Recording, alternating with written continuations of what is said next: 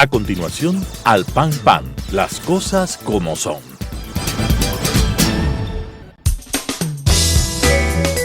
Clasificación B, bajo supervisión de un adulto.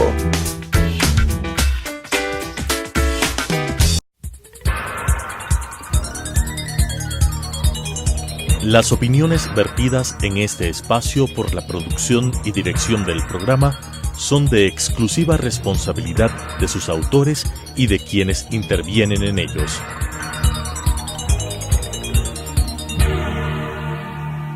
Telesucesos Canal 29 UHF presenta Al Pan Pan, las cosas como son. Coyuntura y calidad de la democracia con la conducción de Patricio Aro. Al Pan Pan, las cosas como son. Cordiales saludos a la audiencia de Telesucesos que ya por casi 2 años nos sigue semana a semana a decir las cosas como son. En el primer programa del año, expresamos nuestros sinceros deseos de que el año 2020 sea para los ecuatorianos residentes en el país y en el mundo de lo mejor, porque realmente este año se presenta de diferentes características y eso es precisamente lo que analizaremos el día de hoy. ¿Cómo se presenta el año 2020, el inicio de la tercera década del siglo, a partir de una serie de consecuencias que se han dado en el país, en la región y en el mundo? Lo haremos como siempre con César Ulloa Tapia, a quien damos la más cordial bienvenida a el primer programa del año 2020. Bienvenido, César. Muchas gracias, Patricio. Siempre un cordial saludo a la audiencia que nos sigue por Telesucesos los días miércoles a las 10 de la noche y el reprise a las 9 de la noche el día sábado. Efectivamente, tenemos un año convulsionado. No podemos perder de vista el contexto internacional, en lo que desde una versión apocalíptica, que a mi modo de ver todavía no confirma, han dicho que hay una gran confrontación entre Occidente y Oriente en la decisión que tuvo el presidente Donald Trump de asesinar al general Soleimani iraní cuando estaba en Irak. Un general, por cierto, muy querido, admirado por la tribu de los sunitas que están en algunos países de Medio Oriente. Hay varias tesis al respecto: la teoría de la conspiración, la teoría del acomodamiento. Algunos hablan de que esto también podría de alguna manera distraer la atención política y pública sobre el impeachment o juicio político a Donald Trump, y también este año es un año electoral para Estados Unidos en donde el presidente ha expresado su voluntad por correr para una reelección, Patricio. En este análisis del mundo, el acontecimiento más importante con el que inicia el año es sin lugar a dudas el que considera César. Utilizando un dron, o sea, utilizando un arma que se mueve en el ciberespacio, fue asesinado un general jefe de la Guardia Nacional iraní, la Guardia Republicana iraní, en Irak, en donde iban a reunirse una serie de líderes mundiales opositores a los Estados Unidos. Entonces, la tecnología de lo que yo he llamado la guerra de cuarta generación está presente, y precisamente este es un modelo y un esquema de la guerra de cuarta generación. Sin embargo, ¿quién origina, quién provoca esto? Es el presidente de los Estados Unidos. Como se había dicho, está sujeto a un juicio político y además es candidato a la reelección a la presidencia de los Estados Unidos. El mariscal Clausewitz dice en una de sus frases más célebres de su libro La Guerra, que la guerra es la continuación de la política por otros medios. Entonces se interpreta que la acción de los Estados Unidos a través del asesinato del general iraní en suelo iraquí es precisamente eso, la continuación de la política por otros medios. Sin embargo, Patricio, habría que expresar que las características en cuanto a las condiciones que provocan esta confrontación entre Estados Unidos e Irán y algunos países del Medio Oriente no se asemejan en circunstancias, en personajes, ni tampoco en intereses a lo que fue la Primera y la Segunda Guerra Mundiales. Daría la impresión que este criterio que utiliza Donald Trump como la teoría de la conspiración muchas de las veces termina diluyéndose, porque ya fue en su momento 2 periodistas norteamericanos que demostraron de manera fehaciente y taxativa que no había, por ejemplo, armas de destrucción masiva cuando el gobierno norteamericano atacó a Irak y tuvo como colofón el asesinato de Saddam Hussein y luego, indudablemente, el ataque contra Afganistán, cuando el mundo replantea el criterio de la seguridad sobre el 11S. Entonces habría que mirar con mucho detenimiento cuáles son las motivaciones que Donald Trump efectivamente tuvo en representación de su gobierno para que exista una respuesta que todavía está en un proceso de escalamiento, pero no ha llegado a su mayor efervescencia en cuanto al conflicto entre Irán y Estados Unidos.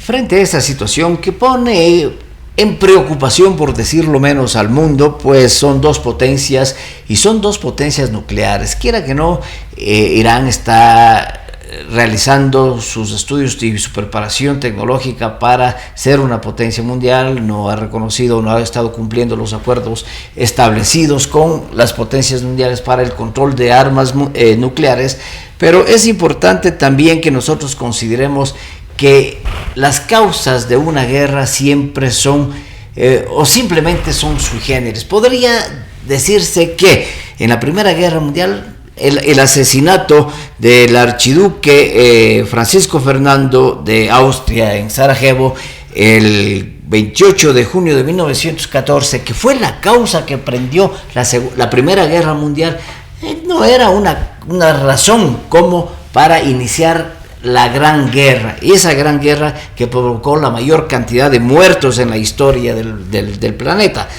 Y también el 1 de septiembre de 1939 Hitler cruza la frontera con Polonia e invade este territorio. ¿Qué quiere decir con esto? Que el asesinato a un líder mundial o a un líder regional o la invasión de un territorio con violación de su soberanía han sido causas de las dos guerras mundiales.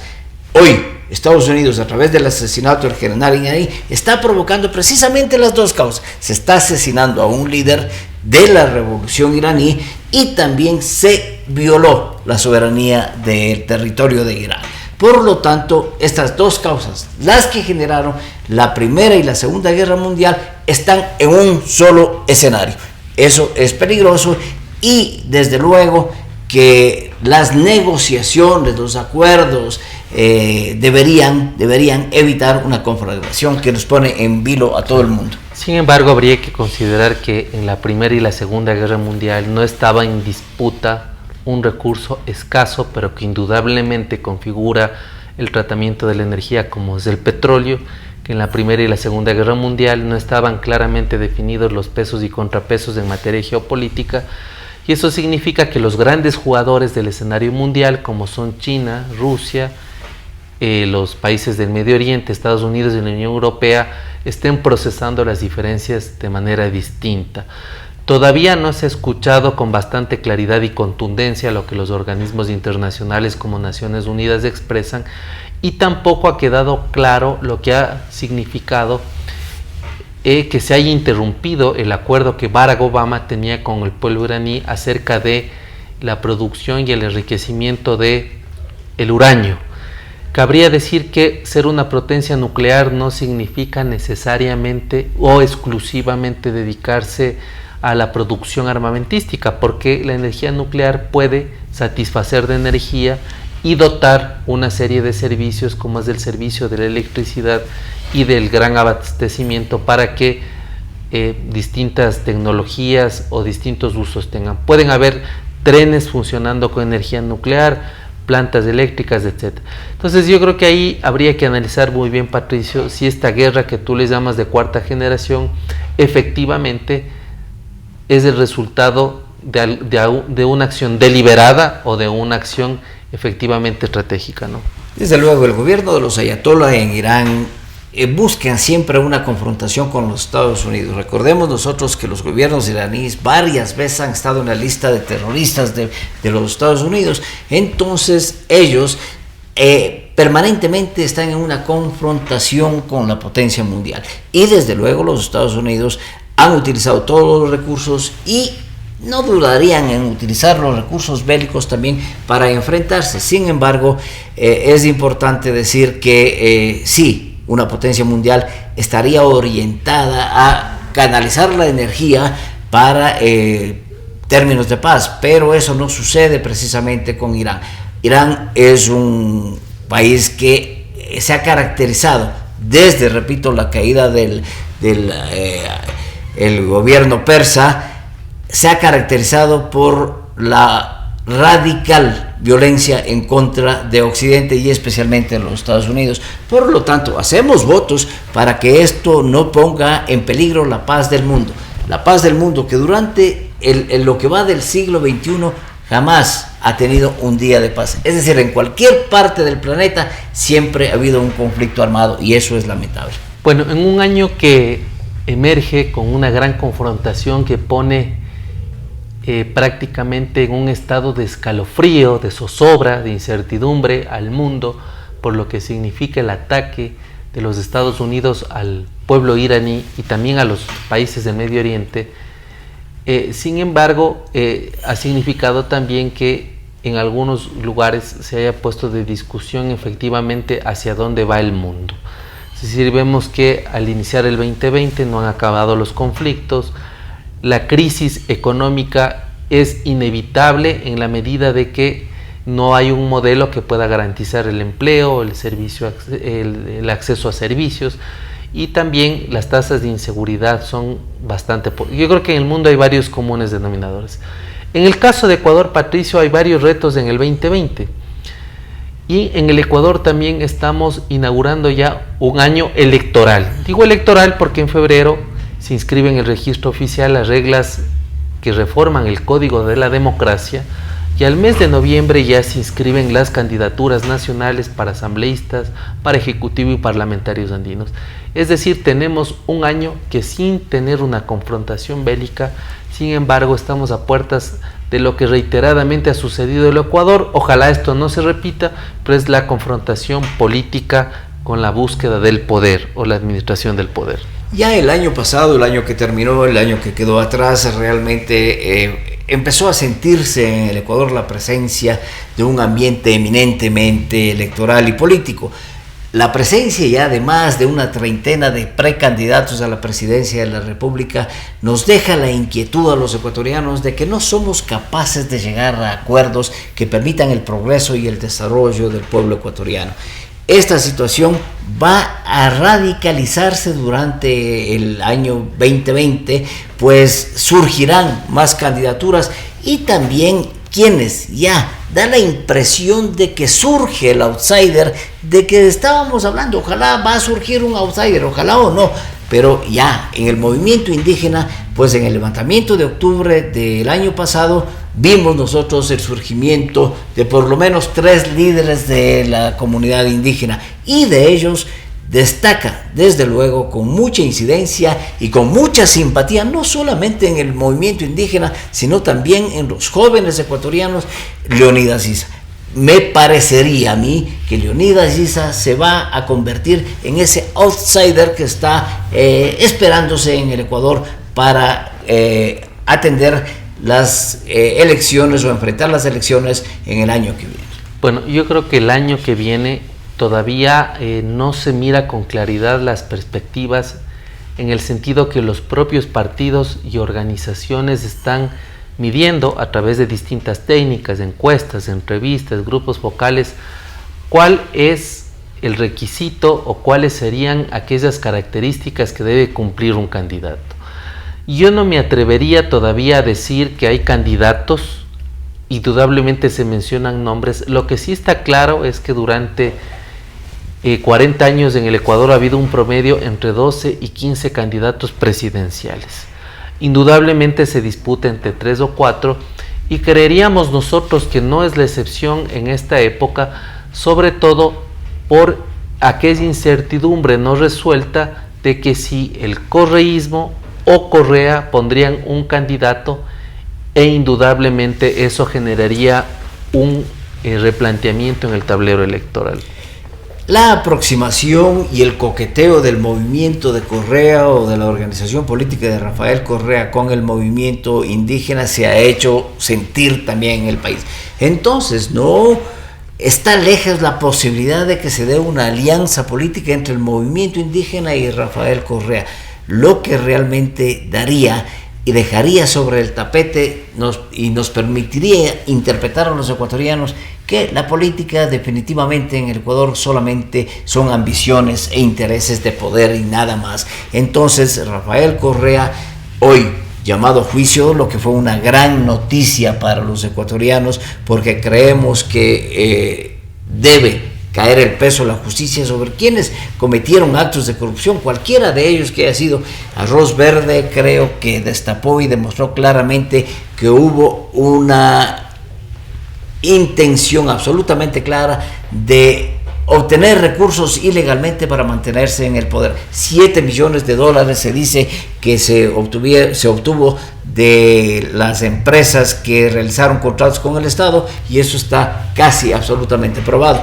Entonces, esta relación del movimiento indígena con Rafael Correa Delgado deberá ser perfectamente analizada y va a demostrar, si llega a darse el caso, que el interés no es otro que la consecución del poder. Bueno, yo diría, Patricio, que más allá de las candidaturas hay que enfocarnos en los problemas que el Ecuador debe resolver de manera coyuntural, pero también algunos que han estado rezagados de forma estructural. Y para quienes deseen ser candidatos, habría que exigirles respuestas a las siguientes cosas.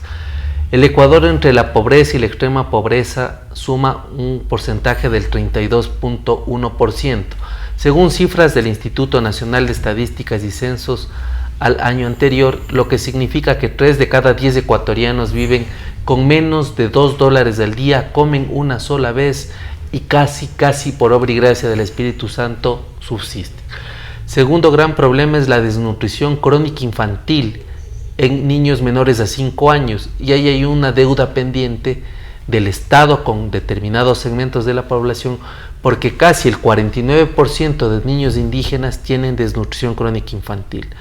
El tercer problema, indudablemente, que debe resolverse es el hecho de que Ecuador esté en el segundo lugar en el sentido de que niñas y jóvenes están embarazadas, y ese es un problema de crisis estructural. Un problema que debe resolverse es fortalecer, agudizar, perfeccionar las normas que combatan a la corrupción, y la Asamblea tiene pendiente la aprobación de la ley de extinción de dominio. Quisiera también agregar que uno de los temas que no ha resuelto el Ecuador indudablemente es la definición de un modelo económico, dada la complejidad, y solo para poner un ejemplo, en el caso de Quito, para la población joven, 6 de cada 10 jóvenes no tienen ni empleo, tampoco están en condición de subempleo, y peor aún en condición de empleo inadecuado. Es decir, vemos que más del 50% de jóvenes no tienen una posibilidad.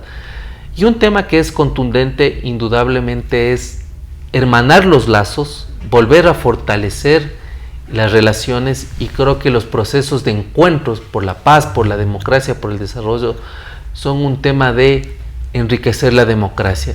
Más allá de las candidaturas, creo que debemos ver los problemas y quiénes están o quiénes estamos en capacidad de sumar desde el lugar que estemos para que estos problemas se resuelvan, Patricio. Esos problemas que hace referencia César Ulloa realmente son problemas que se han vivido a lo largo de la última etapa democrática. Es decir, durante el periodo democrático y en las elecciones presidenciales y en los procesos electorales, todos los candidatos también han presentado como planes y programas de su campaña política y de su gobierno los problemas que César hace referencia. Sin embargo, no ha pasado absolutamente nada. Es decir, la demagogia sigue presente, los ofrecimientos populistas siguen presentes, el llamado a el gobierno y participación de los pobres también ha sido una consigna permanente en las campañas electorales, y los índices expresados en este programa siguen siendo más altos, son más altos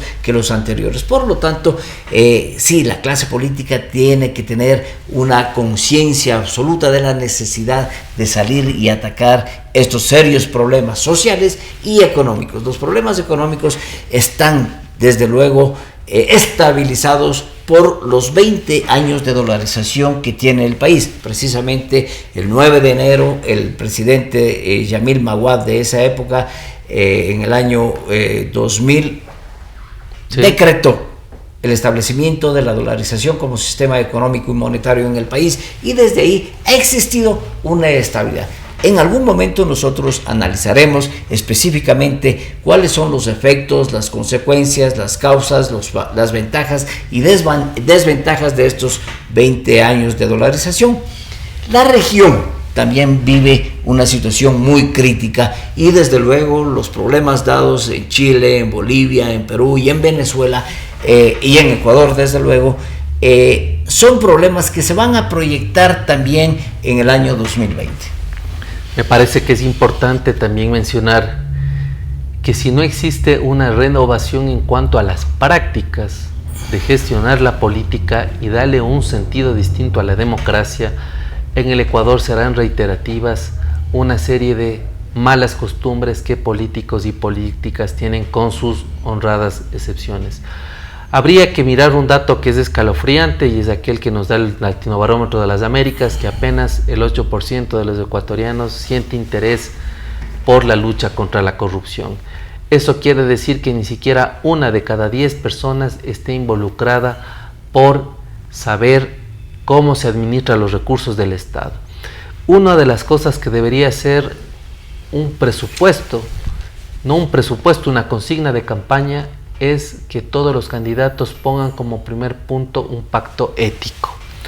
Aquí hemos dicho varias veces, el Ecuador debe adecentar la política, pero sobre todo ser vigilante de los recursos de la administración pública. No es posible, Patricio, que estas cifras de pobreza, de desempleo, de inseguridad y todo lo que significa la insatisfacción por no acceso a servicios se haya producido después de que el Ecuador fue beneficiario de 300.000 millones de dólares en la época de mayor bonanza económica. El momento en que el 8%, que es un índice absolutamente bajo, está preocupado por la corrupción que existe en el país, querrá decir, me pregunto yo, que los ecuatorianos nos estamos acostumbrando a vivir con la corrupción, que hacemos vista gorda a estos graves problemas que afectan desde luego al desarrollo nacional.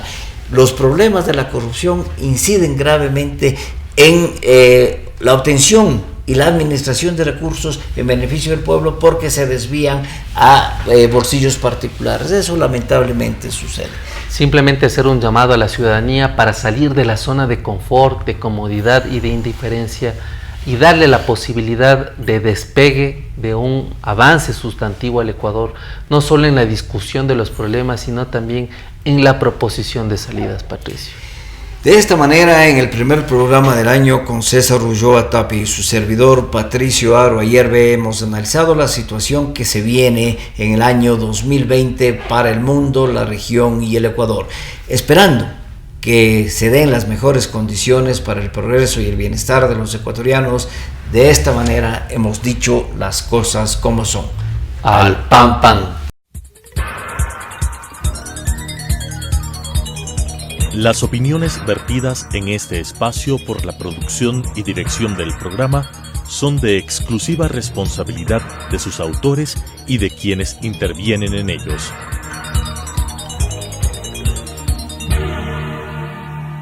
Telesucesos Canal 29 UHF presentó Al Pan Pan, las cosas como son. Coyuntura y calidad de la democracia con la conducción de Patricio Aro. Al Pan Pan, las cosas como son.